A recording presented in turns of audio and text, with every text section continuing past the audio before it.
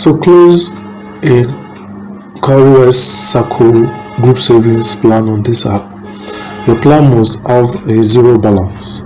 If the plan is active and locked, it must reach its maturity date before funds can be withdrawn to your stash.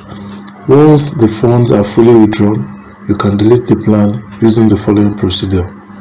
So the first thing is to make sure you empty the plan balance. How do you empty the plan balances?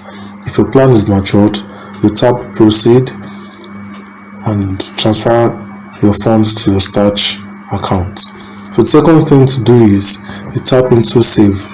So once you have tapped into save, you will see the circles for any group you have already. You see circles category tab on the home page, then you tap into it. Once you tap into it, then you open it and choose the specific plan you wish to close. So after you have chosen it, there will be 3 dots at the top of the right corner of your screen. So you tap delete and confirm the prompt.